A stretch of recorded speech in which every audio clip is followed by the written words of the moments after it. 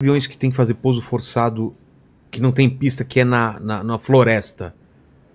Aí ferrou. Tem árvore, essas paradas assim. Aí... Que é o caso do Varig 254, né? Qual foi esse? Aquele que se perdeu na Amazônia. Ele pousou no meio da mata. Ele tava no escuro, ele se perdeu. Porque se tiver água, ele vai no rio, né? Se tiver rio, ele vai preferir sempre o rio. Aí de noite na Amazônia é tudo preto. Não tem árvore, não tem nada. É uma massa preta. E eles pousaram no meio das árvores. As árvores arrancaram as asas do avião, ficou só o charuto, assim. Mas não quebrou o charuto? Não, o charuto ficou inteiro, praticamente inteiro. Mas diversos assentos se soltaram com impacto. Entendi. Porque naquela época... a força que o assento precisava resistir não era tão grande como é hoje. Depois desse acidente foi bem maior. Porque na aviação é sempre assim. Como é que a gente faz para preservar a vida se acontecer alguma coisa errada? Então, naquele caso, os assentos não resistiram e esmagaram algumas pessoas que estavam na frente, que sobreviveram ao impacto do pouso forçado. Mas foram esmagadas e não conseguiram sair. Então, a aviação mudou. A gente vai prender de outra maneira agora os assentos para que não aconteça isso. Entendi. E é assim que funciona. É assim que vai indo. Lembra que você falou, você perguntou assim, pô, tem alguma história de que se... para mostrar que é uma sequência de eventos, né? Qual que é uma boa história? A gente pode pegar esse caso mesmo da Varig. Pô, os caras estavam em Marabá. Marabá tá aqui. Ele precisava vir para Belém. Tá. Vamos botar a bússola de novo aqui, ó. Norte, sul. Belém tá ao norte de Marabá. Certo. Então você vai decolar com alguma proa que vá para o norte. No caso seria a proa 027. E eu tô falando daquela época, tá? Proa 027. Na bússola, se a gente pegar aqui, ó. Tem norte e sul. 90 graus é leste.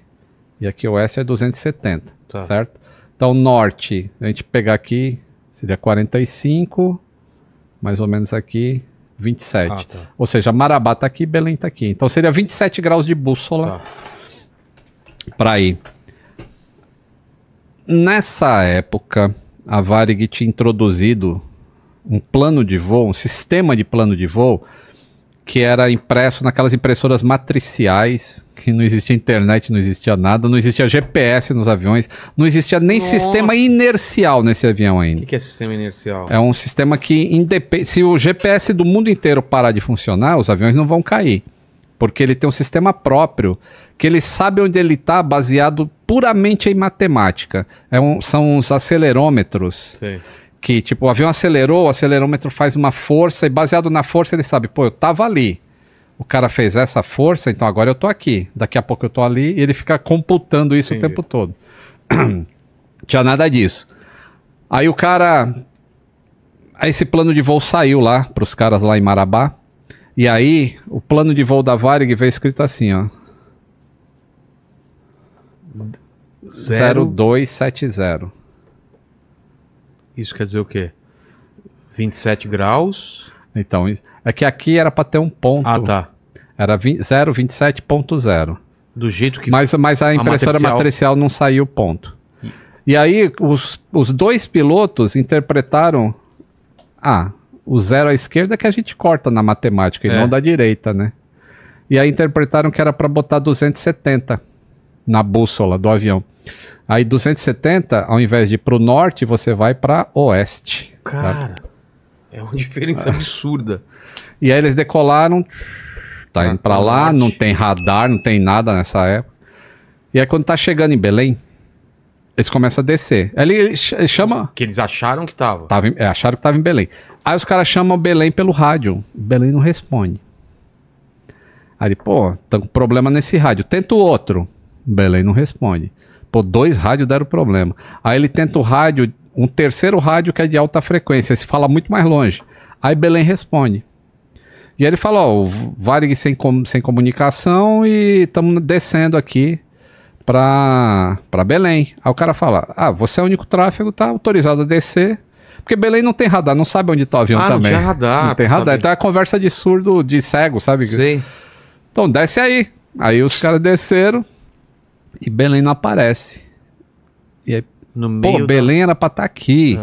E não tá. E aí começa toda uma história que hoje em dia não aconteceria.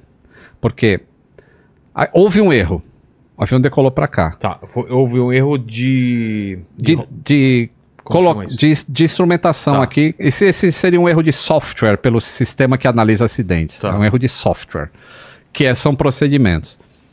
Mas os dois pilotos erraram. Que os dois colocaram a mesma coisa no instrumento. Se fosse só um, aí você pensar assim, pô, esse cara errou, mas o outro ia capturar o erro. Os dois erraram. Aí quando chegou num ponto que eles não tinham mais como saber onde é que eles estavam, faltava uma coisinha assim. Não sabemos onde estamos, vamos voltar de onde a gente veio. Exatamente pelo mesmo caminho? É. O oposto de 270, que seria mais 180 graus aí. Vamos voltar para esse caminho aqui. Beleza? Beleza. Aí ia chegar em Marabá de novo. Certo. Aí começa o negócio de, não, eu sei onde é que eu tô, e entrou pela história que o copiloto conta, que diz que ele falou que tá gravado na caixa preta lá. Não quiseram fazer isso para voltar. E quando eles perceberam o erro, já era tarde demais. Eles já não sabiam mais onde estava. E aí tinha acabado o combustível. Então esse é um dos acidentes que aconteceu, que se você simplesmente nesse momento volta, o acidente não aconteceria. Como chama isso? O procedimento CRM, certo, o CRM, né? Assim, pô, não houve CRM assim, o comandante, o copiloto tem a mesma hierarquia na hora de gerenciar crises. Tem que usar as coisas ao seu favor. Outra coisa, tinha um passageiro que percebeu que tinha alguma coisa errada. Tinha o sol. Quando você voa para o oeste, o sol tá na tua cara. Quando você voa para o norte, o sol tá à tua esquerda. E Belém fica ao norte. Então, mas nada disso a gente fala hoje, porque a gente sabe o que aconteceu. Mas para os caras que estão voando lá, eles colocaram acharam que o plano de voo estava dizendo. Então são esses detalhezinhos que vão se acumulando. E se cada um deles assim não desse, se Belém, por exemplo, tivesse dado tivesse falado, porque Belém tem uma hora que fala assim, ó, o cara fala, o copiloto fala, ó, tô na proa 270 descendo para Belém. Aí Belém sabe que, pô, se o cara tá na 270, ele tá vindo do oceano, mas o Varig vinha de Marabá, não vinha do oceano. Então como é que o cara tá na proa 270 para proa Belém? Passou batido também. Então são pequenos detalhes, vão se acumulando até chegar ao acidente. Entendi. E se qualquer um deles for percebido, você quebra a cadeia do acidente. Por isso que é tão difícil acontecer. Porque mesmo quando tem o erro, é capturado essas coisinhas e o acidente não acontece. Dúvida da galera do chat. A Hanna perguntou aqui o seguinte, ó. Por que esses aviões pequenos costumam cair muito? E aí ela dá o exemplo do avião da Marília Mendonça. Que avião que era o dela? Era um King Air. É um bimotor. É um avião bem bom. Ah, é bom? Bem seguro. Putz, cara, uma vez eu sofri uns cortes aqui, porque eu fui... Não foi aqui, foi no Pânico. Que eu falei sobre avião pequeno versus avião grande. Sim, então agora eu tenho uma outra resposta pra falar. Se o cara cortar, não me ferrar a vida. Da Marília Mendonça já se sabe o que aconteceu? Sim, esse relatório final já saiu. Foi no fio elétrico? Puta, foi um azar desgraçado. Eu não gosto de falar disso, porque existem... a gente analisa os fatores que levaram ao acidente. Sei. Mas foi assim... Quando saiu na imprensa logo de cara assim, os jornais falaram, CENIPA divulga o relatório final, não houve erro. Ah, não? Não houve erro, não houve falha mecânica, não houve não sei o que lá. Tá. Aí eu falei, pô, mas precisa ter alguma coisa para acontecer o acidente. E aí quando saiu o relatório final, eu fui... Porque primeiro saiu para a família somente, aí o CENIPA demonstrou lá.